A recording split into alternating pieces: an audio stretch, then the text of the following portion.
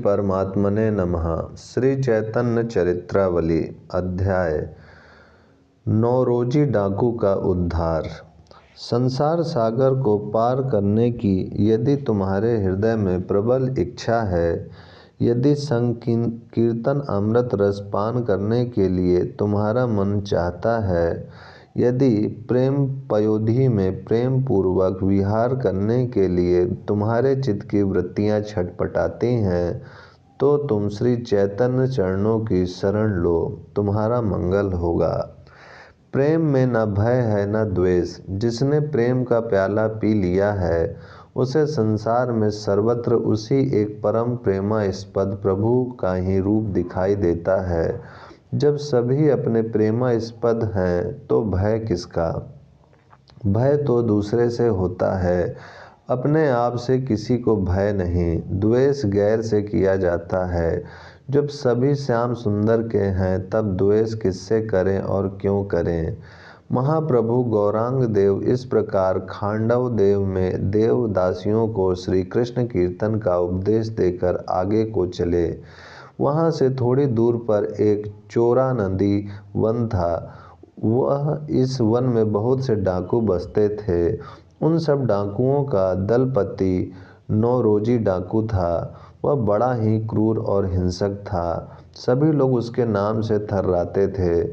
उस प्रदेश में उसके नाम का आतंक था।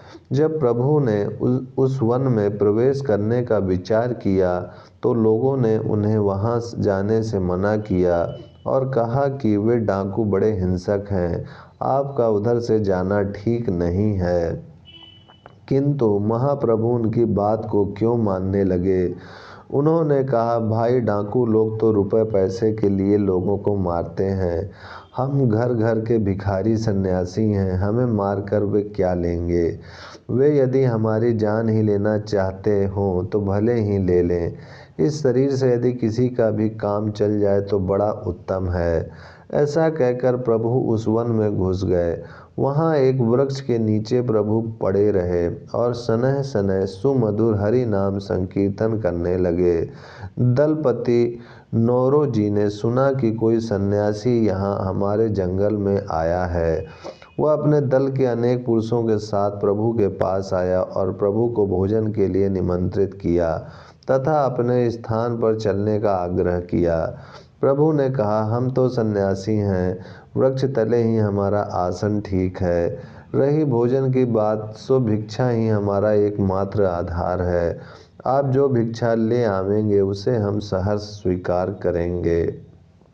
प्रभु की ऐसी आज्ञा पाकर उसने अपने दल के आदमियों को आज्ञा दी। वे बात की बात में भांति भांति की खाने की सामग्री ले आए। महाप्रभु श्री कृष्ण प्रेम में विभोर थे। उन्हें शरीर का ज्ञान ही नहीं था। वे प्रेम में गदगद कंठ से उन्मत्त की तरह कीर्तन कर रहे थे। कभी कभी नाचने भी लगते थे। नौरोजी अपने दल बल सहित प्रभु को घेरे बैठा था। महाप्रभु के इस अभूतपूर्व अलौकिक प्रभु प्रेम को देखकर उसका भी पत्थर जैसा हृदय पसीज गया। उसने जीवन भर लोगों की हिंसा की थी और डाके ही डाले थे। इस समय उसकी अवस्था 60 वर्ष के लगभग थी। महाप्रभु के अलौकिक प्रेम ने उस 60 वर्ष के बूढ़े डाकू के ऊपर भी अपना जादू डाल दिया। वह धीरे धीरे प्रभु के चरणों को पकड़कर कहने लगा, स्वामी जी, आप यह कौन सा मंत्र उच्चारण कर रहे हैं? मुझे भी इस मंत्र का उपदेश दीजिए।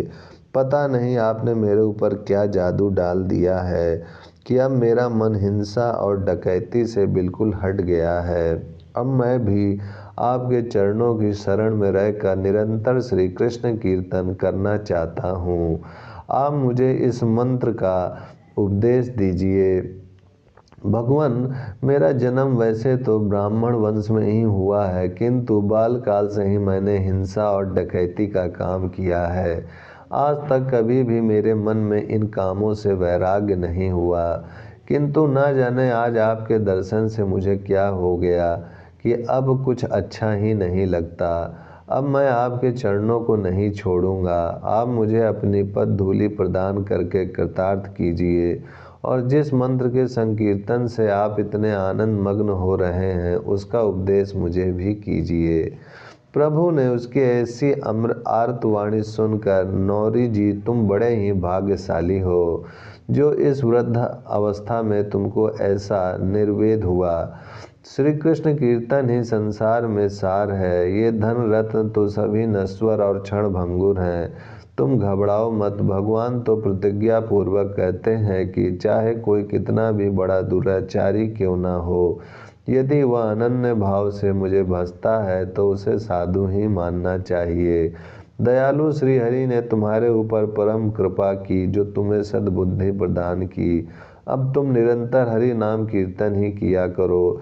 ऐसा उपदेश करके प्रभु ने उसे महामंत्र की दीक्षा दी। प्रातः काल उठकर प्रभु चलने को तैयार हुए तो नौरो जी ने भी अपने सभी अस्त्र शस्त्र फेंक दिए और अपने दल के सब आदमियों को बुलाकर वह गदगद कंठ से कहने लगा, भाइयों, हम सब इतने दिन साथ रहे, तुम्हें मैं समय समय पर उचित अनुचित आज्ञा देता रहा और तुमने भी प्राणों की कुछ भी परवाह न करके मेरी समस्त आज्ञाओं का पालन किया। साथ में रहने से और नित्य के व्यवहारों से गलती और अपराधों का होना स्वाभाविक ही है। इसीलिए भाई, मुझसे जिसका भी अपकार हुआ हो वह मुझे सच्चे हृदय से क्षमा कर दे। अब मैं अपने भगवान की शरण में जा रहा हूँ, जिनकी शरण में जाने से पापी से भी पापी सुख और निर्भय हो जाता है। अब मैं किसी जीव की हिंसा न करूँगा। आज से मेरे लिए सभी प्राणी उस परम पिता परमात्मा के पुत्र हैं। जानबूझकर अब मैं एक चींटी की भी हिंसा नहीं करूँगा। बालकाल से अब तक मैंने धन के लिए ना जाने कितने पाप किए हैं, कितनी हिंसाएं की हैं, अरबों करोड़ों रुपए इन हाथों से लूटे हैं और खर्च किए हैं। अब मैं द्रव्य को अपने हाथों से स्पर्श भी ना करूँगा।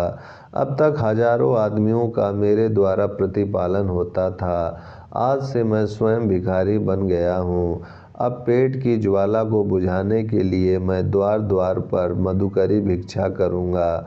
तुम लोग मुझे क्षमा करो और ऐसा आशीर्वाद दो कि मैं अपने शेष जीवन को इसी प्रकार श्री कृष्ण प्रेम में पागल बनकर बिताऊं।